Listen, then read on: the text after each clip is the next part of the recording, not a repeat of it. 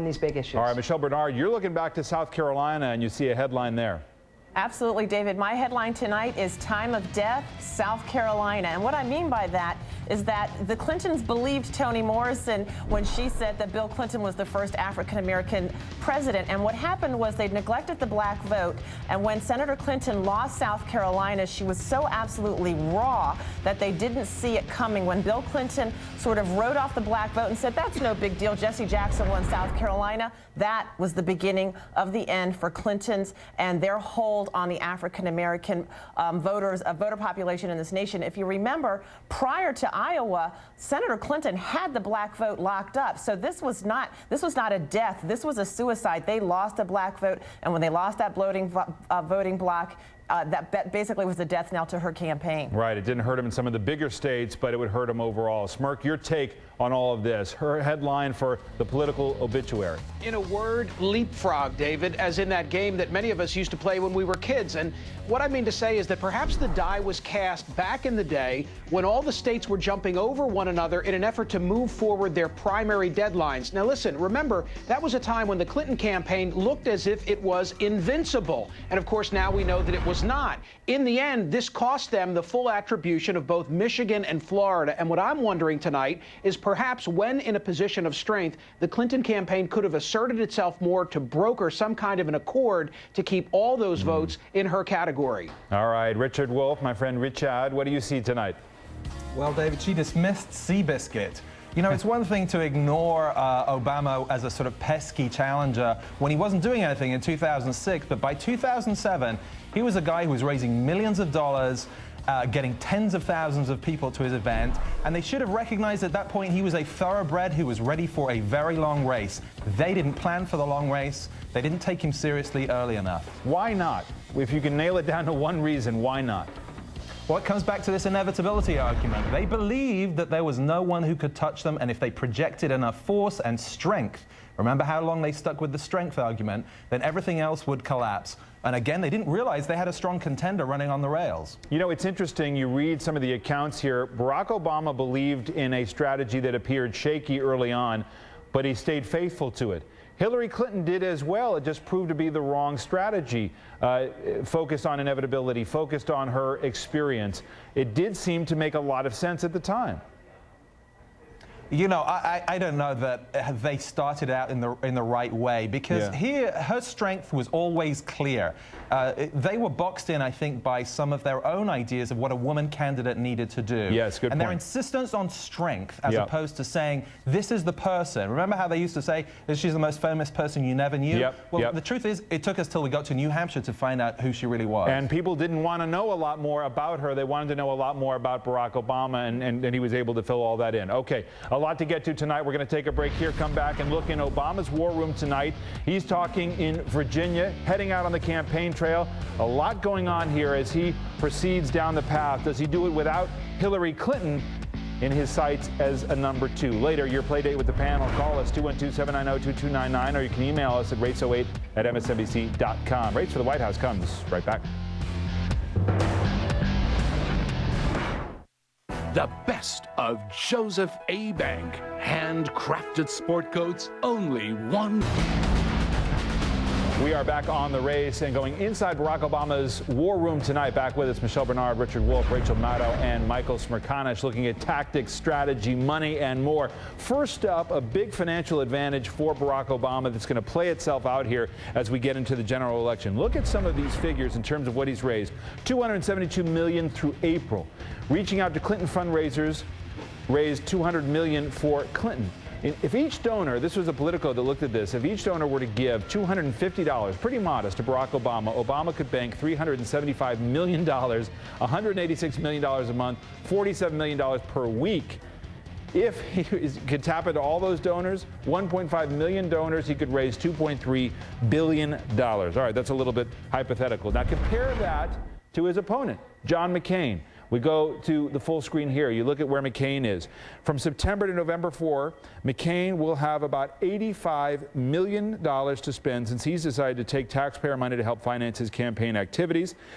The Republican National Committee, which is charged with closing the gap between McCain and Obama, has $40 million in cash. Obama raised almost as much, $31 million, from just his small donors in the month of February. His total for the month, $57 million, exceeded the RNC's cash balance. All of that from Politico.com. Richard, what does the financial advantage mean here as we're getting started in the general election? Well, I just came off Obama's plane, and we asked him about it again in terms of the public spending limits for the general election, which he had said he would abide by before and is now hedged on so much that it's actually pretty clear he's not going to accept that because what he sees, and as he explained it again on the plane, was that it would be unilateral disarmament. He fully expects that the Republicans, either through 527s or through the RNC, which actually has an advantage over the DNC, they will be spending money against him no matter what. Right, and in fact, a lot of the Democratic cash is going through his campaign. He wants to channel that himself, and actually they're pretty happy that for once in a recent Democratic election, there will be some coordination to these efforts, so that the message and the tone of those ads are going to be the same. Yeah, Smirk, what does the other side do here about it?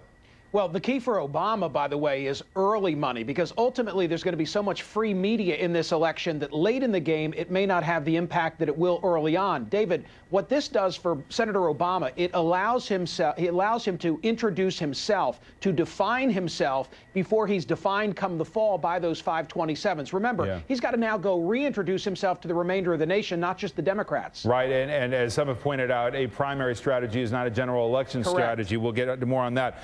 Point number two here, inside the war room, the Oprah Winfrey effect. This is what Oprah Winfrey is quoted as saying now that Obama has clinched the nomination. I'm euphoric, she says. I've been doing the happy dance all day. I'm so proud of Barack and Michelle and what this means for all of us, the new possibilities for our country. And if he wants me to, I'm ready to go door to door. My question, Michelle, is inside Obama's war room, have they needed more of Oprah before now, and now that he's got her, what can she do to bring in some of these women who are supporting Hillary Clinton?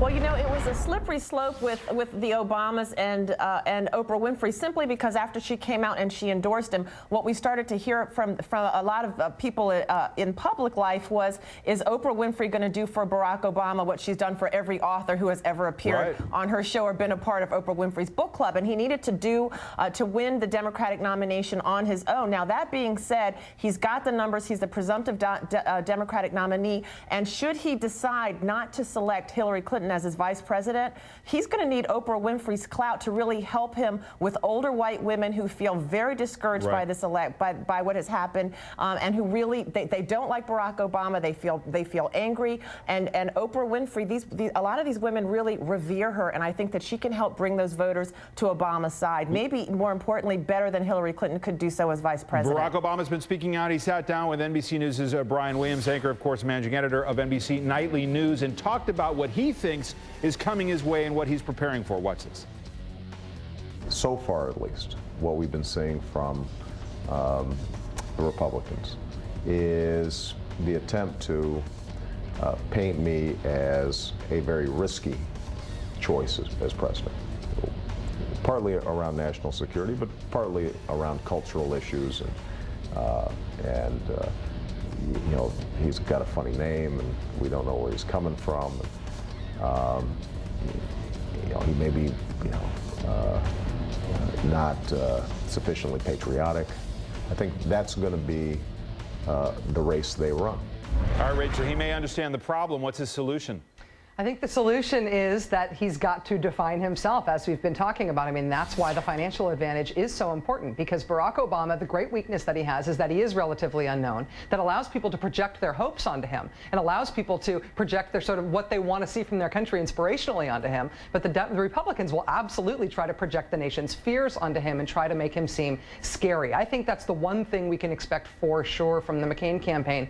Not, you know, more than McCain trying to run as the change candidate or anything other things that have floated, the thing they're always going to come back to is Barack Obama is scary and new. So he's got to spend a ton of money making himself not seem so scary and not seem so unknowable. And it's also to independent voters, Smirk. We know from Peter Hart doing focus groups that there are just a lot of questions about Obama now. It seems improbable, but for so many voters out there, they don't feel like they really get who he is. I think there are a lot of cheap shots that have been thrown his way. I give John McCain more credit. I hope that he won't be a part of any of this. But remember that knucklehead who introduced Barack Obama's name by using his middle name? Yeah. What was that all designed to do? To reinforce an urban legend as to his religion.